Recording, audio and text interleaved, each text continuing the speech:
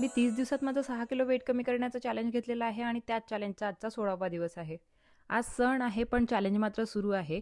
आणि हो, रंगपंचमीच्या तुम्हाला खूप खूप शुभेच्छा. फेस्टिवल म्हटलं की स्वीट, स्नॅक्स आणि फुल एन्जॉयमेंट असतंच.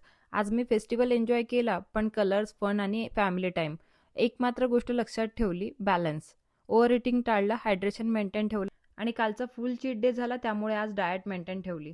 आज फुल डे ॲक्टिव्ह राहण्याचा प्रयत्न केला आणि आज स्टेप्ससुद्धा माझे कंप्लीट झाले होते. 12,500 स्टेप्स मी आज कंप्लीट केले होते माझे. वेट लॉस जर्नी म्हणजे फेस्टिवल्स अवॉइड करणं नसतं, तर एन्जॉय करतानाही स्मार्ट चॉईसेस निवडणं असतं. म्हणूनच मी मस्त रंगपंचमी एन्जॉय केली. आणि काल रात्री ही एक कॉमेंट वाचून तर खूपच मन भरून आलं. ताई, तुम्हाला मी एकच सांगेल की तुम्ही खूप स्ट्रॉंग आहात. एवढ्या कठीण परिस्थितीतही 2 छोट्या मुलांसाठी उभं राहणं खूप मोठी गोष्ट आहे, माहिती आहे तुम्हाला. आणि राहिला लोकांचा प्रश्न, जर तुम्ही लोकांकडे लक्ष देत राहाल तर मुलांना कसं सांभाळणार. म्हणून लोकांकडे दुर्लक्ष करा आणि आपलं काम करत राहा. लाईफमध्ये कितीही प्रॉब्लेम्स आले ना, तर हे नेहमी लक्षात ठेवायचं की देव स्ट्रॉंगेस्ट लोकांनाच टफेस्ट सिच्युएशन्स देतो.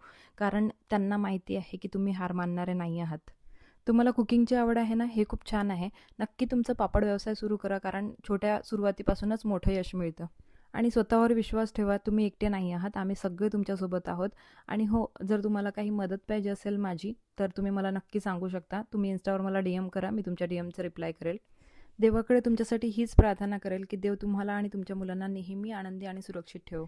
Be strong. लोकांकडे लक्ष न देता आपल्या फॅमिलीकडे लक्ष द्या आणि खूप पुढे जा. आज चंद्रग्रहण असल्यामुळे काही नॉनव्हेजचा बेत नव्हता. म्हटलं साधंच आज जेवण करावं, कारण कालचं जेवण खूप हेवी झालेलं होतं. म्हणून कालची पनीरची भाजी उरलेली होती, मटर पनीर कालचं बनवलेलं होतं ते. आणि मग पापड वगैरे तळले आणि त्यानंतर मग ताकाचं बेसन बनवलं आणि भात बनवलेला होता. असा आजचा मेन्यू होता. जेवण केलं, त्यानंतर वॉक करायला लागली आणि त्यानंतर मी माझं हे जे ओटमील आहे ते घेऊन घेतलं, कारण प्रोटीनचा इंटेक आजचा झालेलाच नव्हता व्यवस्थित म्हणून. आणि त्यानंतर मग सगळ्यांना भेळ खाण्याची खूप इच्छा झाली होती, म्हणजे जी कच्ची भेळ येते ना ती. तर मग आम्ही कच्ची भेळ बनवली आणि सगळ्यांनी कच्ची भेळ एन्जॉय केली.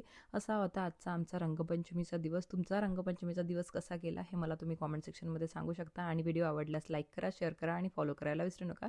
चला मग बाय. कॉर्ड सेटची लिंक पाहिजे असेल तर लिंक कॉमेंट करा.